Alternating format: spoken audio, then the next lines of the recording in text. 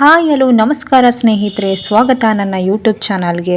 ಇವತ್ತಿನ ನನ್ನ ಎಪಿಸೋಡಲ್ಲಿ ನಿನ್ನೆ ಅಮಾವಾಸ್ಯೆ ಆಗಿದ್ದರಿಂದ ನಾನು ನಿನ್ನೆ ಅಣ್ಣಮ್ಮ ಟೆಂಪಲ್ಗೆ ಹೋಗಿದ್ದೆ. ಹಾಗೆ ನಿಮಗೂ ಕೂಡ ಅಣ್ಣಮ್ಮನ ದರ್ಶನ ಮಾಡಿಸ್ಲಿಕ್ಕೋಸ್ಕರ ಒಂದು ಸ್ವಲ್ಪ ವಿಡಿಯೋ ಮಾಡ್ಕೊಂಡಿದ್ದೀನಿ. ಹಾಗಿದ್ರೆ ಬನ್ನಿ ನೋಡೋಣ. ಮೊದಲಿಗೆ ನಾವು ಸಿದ್ದರಾಮಯ್ಯಗೆ ಯಾಕೆ ಬೇಜಾರು ಮಾಡೋದು ಅಂತ ನಾವು ಬಸ್ ಮುಖಾಂತರ 8ನೇ ಮೈಲಿಗೆ ಬಂದ್ವಿ. ಅಲ್ಲಿಂದ ನಾವು ಪಾದ ನಡಿಗೆ ಅಂದರೆ ನಡ್ಕೊಂಡು ಹೋದ್ವಿ. ಅಲ್ಲಿ ನಮ್ಮ ಅಕ್ಕನ ಫ್ರೆಂಡು ಮಗಳಿಗೆ ಸ್ವಲ್ಪ ಹುಷಾರಿರಲಿಲ್ಲ, ಅಂತರ ಹಾಕ್ಸ್ಕೊಬೇಕಿತ್ತು. ಅದಕ್ಕೋಸ್ಕರ ನಾವು ನಡ್ಕೊಂಡು ಹೋದ್ವಿ. ಆಗ ಇಲ್ಲಿ ಬರ್ತಾ ನೋಡಿದ್ರೆ ಫುಲ್ಲು ಆಟೋಗೆಲ್ಲ ಫುಲ್ಲು ಚೆನ್ನಾಗಿ ರೆಡಿ ಮಾಡಿದರು. ಯಾಕಂತ ಅಂದರೆ ಅಲ್ಲಿ ಅವತ್ತು ಕನ್ನಡ ರಾಜ್ಯೋತ್ಸವ ಮಾಡ್ತಾಯಿದ್ರು. ಹಾಗೆ ಹೀಗೆ ನಾವು ಬಸ್ ಹತ್ಕೊಂಡು ನಾವು ಮೆಜೆಸ್ಟಿಕ್ಗೆ ಬಂದ್ವಿ. ಸಿಕ್ಕಾಪಟ್ಟೆ ಜನ ಮಾರ್ರೆ ಅಲ್ಲಿ. ಯಾಕಂತಂದರೆ ಅಮಾವಾಸ್ಯೆ ಆಗಿದ್ದರಿಂದ ಅಲ್ಲಿ ಸಿಕ್ಕಾಪಟ್ಟೆ ಜನ ಇದ್ದರು, ನೋಡ್ತಾ ಇರ್ಬೋದು ನೀವು.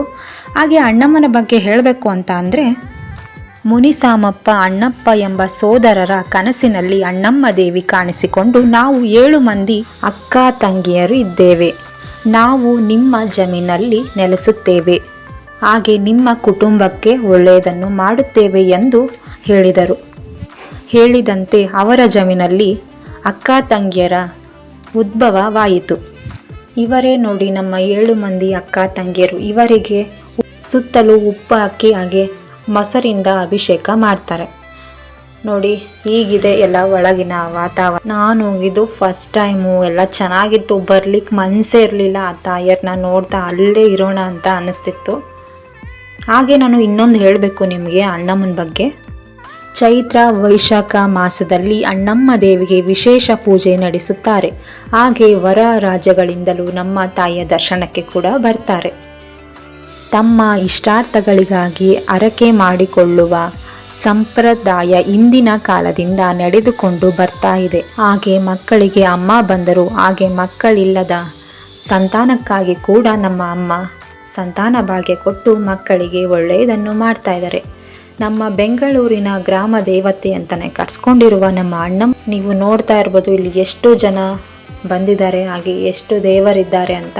ಇವರು ಗೃಹ ಪ್ರವೇಶಕ್ಕೂ ಹಾಗೆ ಮೆರವಣಿಗೆ ದೇವರು ಅಂತ ಹೊಳ್ತಾರೆ. ಹಾಗೆ ಏನಾದರೂ ಮನೆಯಲ್ಲಿ ದುಷ್ಟ ಶಕ್ತಿ ಕಾಟ ಇದ್ದರೂ ಕೂಡ ಆ ತಾಯಿನ ಕರ್ಕೊಂಡೋಗಿ ಎಲ್ಲ ನಿವಾರಣೆ ಮಾಡ್ತಾರಂತೆ. ನೀವು ನೋಡ್ತಾ ಇರ್ಬೋದು ಎಷ್ಟು ಚೆನ್ನಾಗಿ ಅಲಂಕಾರ ಮಾಡಿದ್ದಾರೆ ನಮ್ಮ ಅಣ್ಣಮ್ಮ ತಾಯಿಗೆ ಅಂತ. ಹಾಗೆ ಭಕ್ತ ಸಾಗರ ಕೂಡ ಹರಿದು ಬರ್ತಾ ಇದೆ. ಪ್ರಸಾದ ಎಲ್ಲ ತಗೊಂಡು ತಾಯಿಯ ದರ್ಶನ ಮಾಡಿಕೊಂಡು ಒಂದೆರಡು ಫೋಟೋಸ್ ತಕ್ಕೊಂಡು ನಾವು ಮನೆ ಕಡೆಗೆ ಬಂದ್ವಿ. ಈ ವಿಡಿಯೋ ನಿಮಗೆ ಇಷ್ಟವಾದರೆ ಪ್ಲೀಸ್ ಒಂದು ಲೈಕ್ ಮಾಡಿ, ಹಾಗೆ ಶೇರ್ ಮಾಡಿ, ತಪ್ಪದೆ ಸಬ್ಸ್ಕ್ರೈಬ್ ಮಾಡ್ಕೊಳ್ಳಿ, ಹಾಗೆ ನಿಮ್ಮ ಫ್ಯಾಮಿಲಿ ಫ್ರೆಂಡ್ಸಲ್ಗೆ ಶೇರ್ ಮಾಡಿ.